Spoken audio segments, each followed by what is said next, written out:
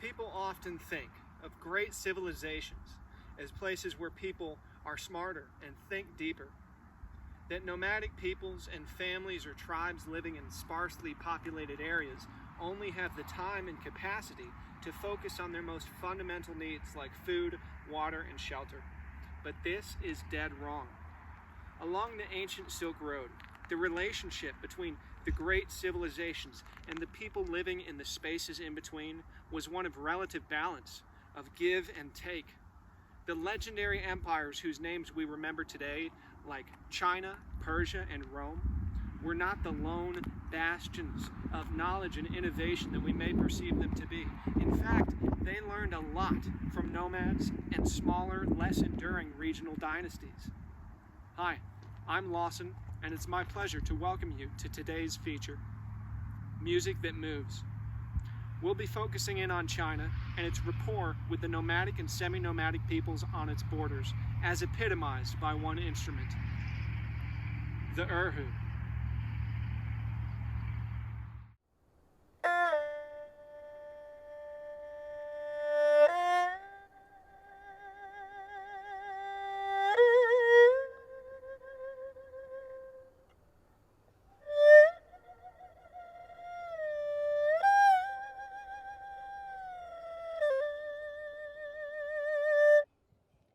In 1940, the legendary Sachs published his masterwork, The History of Musical Instruments. In the section on the Far East, he had this to say.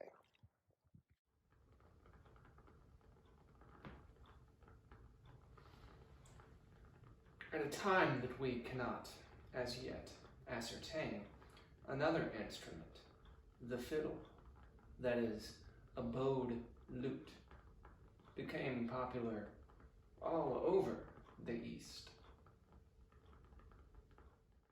He says the generic name for this fiddle, Shi-Chin, hints to a Central Asiatic origin, as Hu is one of the names that the Chinese gave to the Turkish Uyghurs. It should be noted that chin, as a suffix, is roughly translatable to string instrument. Now, Sachs goes on to describe the construction of the instrument and its sound, and regarding the latter, he notes that because of the constant vibrato and glissando of the left hand, the sound is rather whimpering.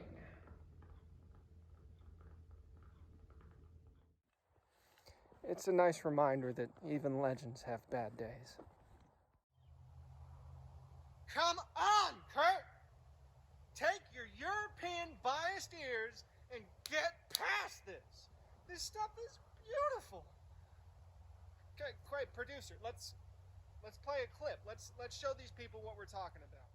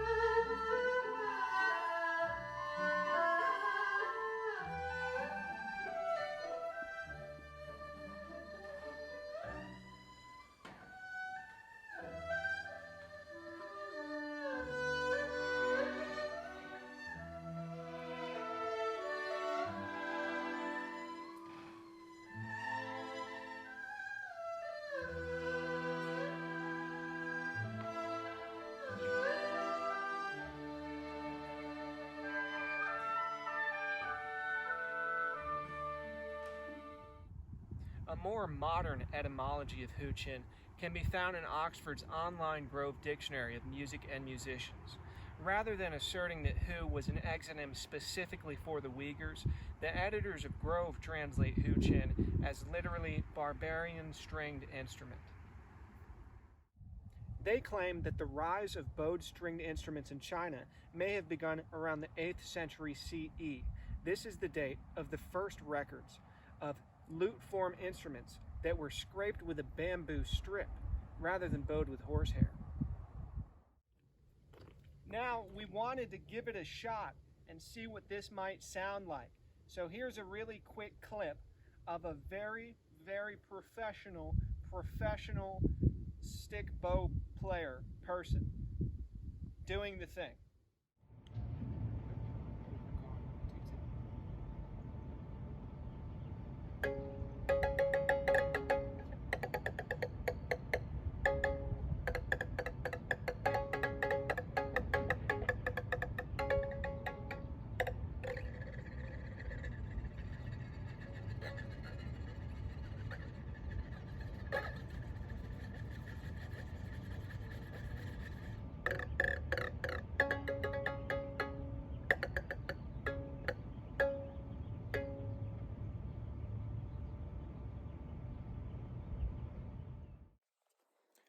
Okay, so that didn't go as well as we'd hoped, but hopefully you got a little idea. You know, honestly, if we could afford to rent Raytheon's time machine that I know they've been working on and go back and capture a video of a first millennium CE musician doing this, I bet they would be making some absolutely stunning musical expressions. Unfortunately, all we've got is whatever that was. According to Grove, the most popular stick bow fiddle in China at this time was the Shi-Chin, an instrument developed by a group of people from the northern border called the Shi, a large segment of whom migrated into central northern China at around the same time as stick bow fiddles start appearing in the historical record.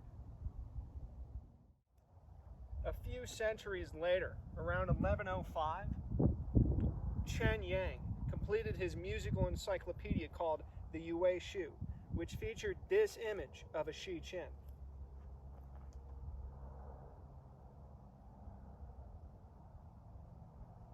Hasn't changed all that much in 915 years, huh? However, around the same time that Chen Yang finished his Yue Shu, the traveler and chronicler Shen Kuo wrote a poem describing the plaintive sounds of the Ma Hui Hu Chin, or horsetail Hu Chin, that was played by prisoners of war captured on a Han military expedition to Central Asia. The Ma Hui Hu Chin followed the Han chariot, its music sounding of complaint to the Han. Do not bend the bow to shoot the goose within the clouds. The returning goose bears no letter. Late in the first millennium of the Common Era, we find many poems of this sort, discussing China's wars with its numerous neighbors. Here's an example from the poet Lu Lun, who lived during the Tang and Song dynasties.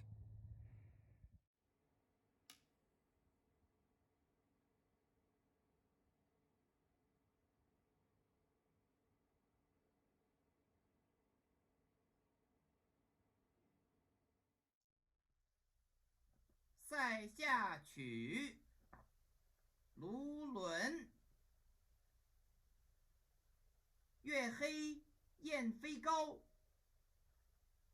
单于夜遁逃。欲将轻骑入，大雪满弓刀。 And fitting with our theme, here's an example of a poem about a battle that China lost. 陇西行，陈陶。誓扫匈奴不顾身，5000雕锦丧胡尘。可怜无定河边骨，犹是深闺梦里人。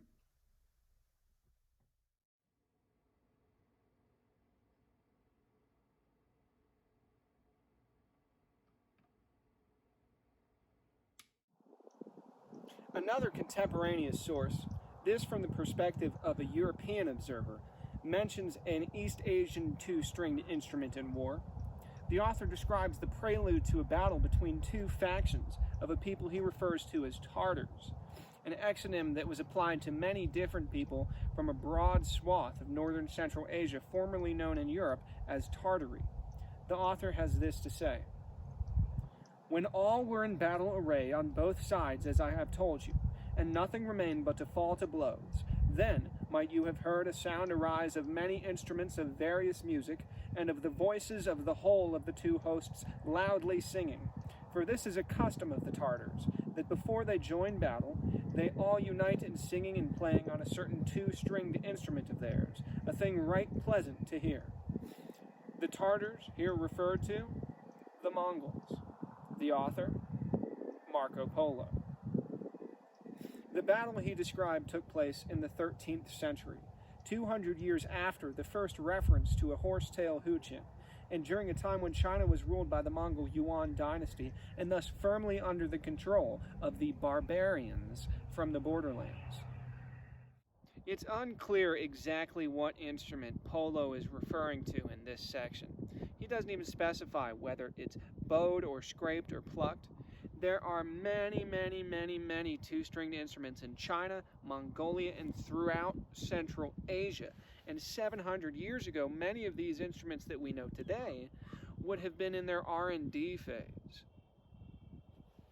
It is clear, though, that this phase did not involve Chinese scientists secluded in a lab somewhere, fiddling around with various instruments and trying to cook up the perfect sound tool, but rather involved cross-cultural connections, interactions between empires, nations, and tribes, sometimes through war, sometimes through peace, where they compared their own versions of similar instruments and borrowed from each other's ideas to suit their unique cultural tastes.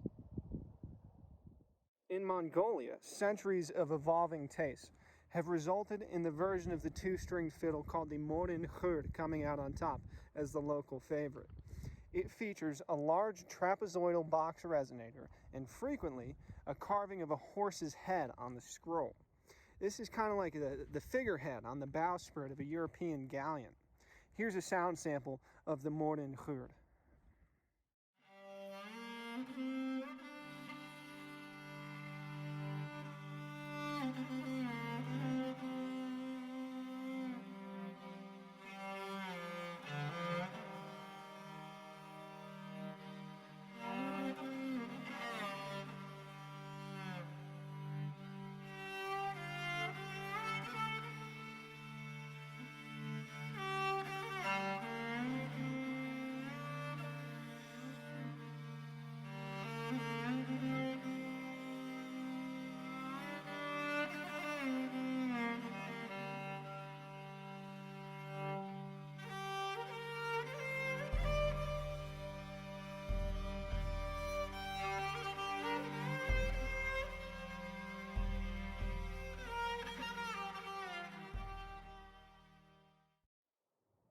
As figureheads were often intended to represent something of the spirit of the inanimate vessel to which they were attached, so does the horse carving on the Mongolian represent the spirit of the instrument.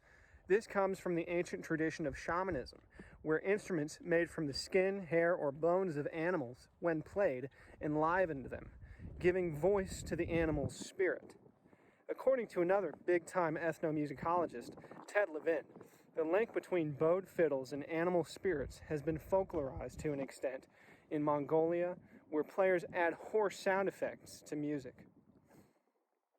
Now I play for you. Sounds is animals. Horses sound.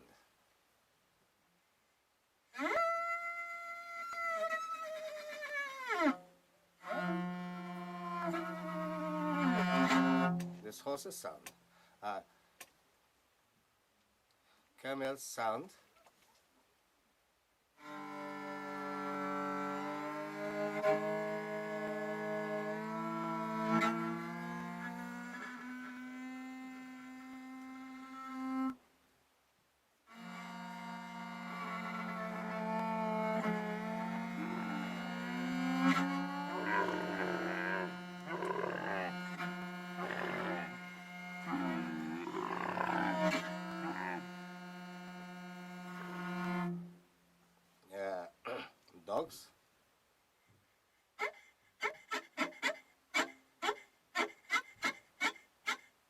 is small dog. Big dog.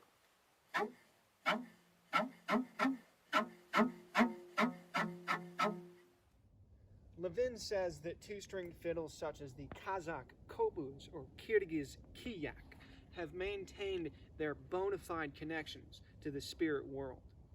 In an interview with traditional musician Abdulhamit Rymberganov, Levin asked how shamans give voice to the spirits on the kobuz.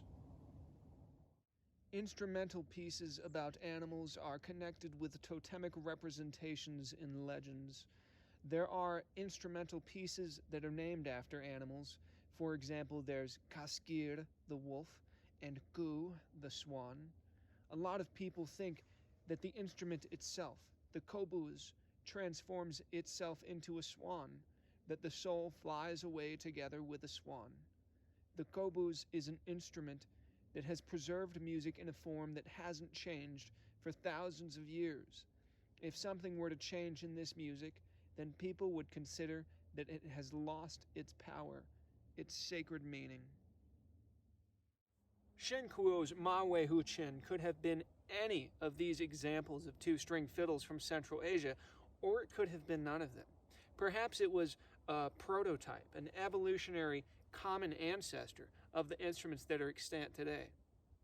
And now, if the Erhu is a descendant of these shamanic fiddles, well, something has definitely been changed in the instrument and in the music that it plays. So the question we need to ask is, has the power of the Erhu been lost, as Rymberganov warned? One particularly distinct characteristic of the Erhu is its sound box. Small, octagonally or hexagonally shaped, and covered in python skin. This, along with the fact that it was typical for Erhu headstocks to be carved in the shape of dragons prior to the era of mass production, indicates that some of the shamanistic ideas of musical ensoundment of spirits may have crossed the cultural divide along with the physical aspects and playing techniques of Central Asian fiddles. However, unlike the Mongolian morin khur, which represented the horse, an animal elemental to survival on the Central Asian steppes, Chinese instruments represented the dragon, or lung in Chinese, which is a creature ubiquitous in local mythology. Other aspects of shamanism certainly did make it into Chinese art. The legend of the Siberian shaman Morgon Kara tells he was so powerful that he could rescue souls from anywhere, and to spite him, God captured a woman's soul in a bottle. But then up through the hole in the sky came Morgon Kara, and he tricked God and saved the woman. Po I Chung's Song of Everlasting Sorrow is a poem that includes a scene where an emperor mourning his lost love calls upon a Taoist monk with apparently similar abilities. 临穷道士洪都客，能以精诚治魂魄。唯感君王辗转思，遂教方士殷勤力。排云玉气奔如电，升天入地求之变。上穷碧落下黄泉，两处茫茫皆不见。忽闻海上有仙山，山在虚无缥缈间。 Similar spiritist beliefs may have surrounded the sound of the Hu-Chin and early Erhu, but thanks to the passage of time, we will likely never know. What do you think? Take another listen to the beautiful sound of the Erhu and see if you can hear the spirit of a dragon, a horse, or something else.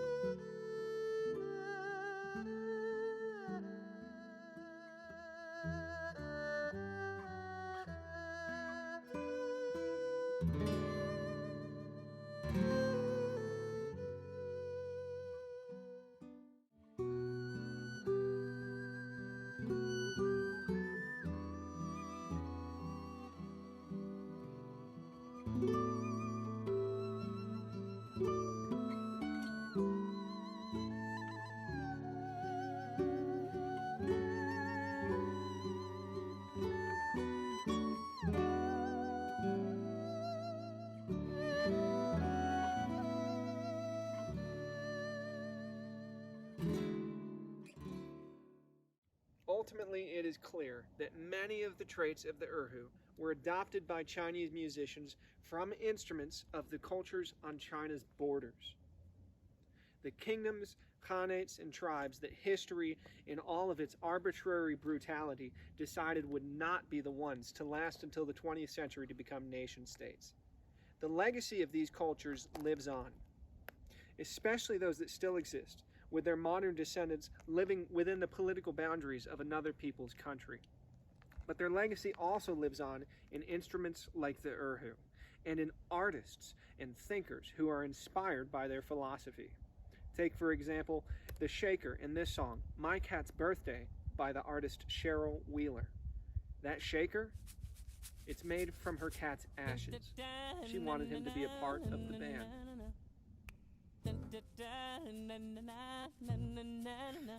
On my cat's birthday, the mice did sway and the squirrels did dance around. Dogs went nuts when they heard such fuss, hustled out the party down. The little birds tap danced all around the ants, moving in a conga line. Weasel band played, ladybugs made, crocus and azalea wine. If we were to summarize today's journey, the moral of the story would be this. Don't underestimate a people and their artistic and intellectual achievements just because you've never heard of them or because they don't have a country of their own. The great civilizations have been learning from their smaller, less settled, more transitory neighbors for thousands of years. Good music is good music, no matter if it's played by a dead cat, a blind Sasquatch, or your enemy in war. And music moves within us and across borders, as it always has and as it always will. Thank you for joining me today. I hope you have a wonderful evening and a great rest of your life. Signing off, this is Lawson on another episode of... We don't have a title, do we? We'll work on that. We'll get back to you. Just roll the credits. Yeah. Thank you for joining us on today's journey. I hope you have a wonderful evening. This is Lawson, signing off. Crow shot up in the cop outfits, holsters sliding off their hips, deer hung back by the garden shed, turkey scratched in the flower pit. Like they did with C3. Otherwise, it would be On my cat's birthday, the birthday cake was several stories high. Cats ate down along the ground, birds ate in the sky. I hope you have a wonderful evening. From the edge of the roof until they finally Signing off. right in. But the band played on till the cake was gone. We'll never Lawson. see another again. Catnip came and it all went south. Where did that goldfish get that mouth? Dogs growling over bones they'd buried. Rabbit and Robin got married. Band started singing about love so deep. Guest of honor drifted off to sleep. Curled around another old cat dream. And that's how Penrod turned 15. I kind of want credits over like a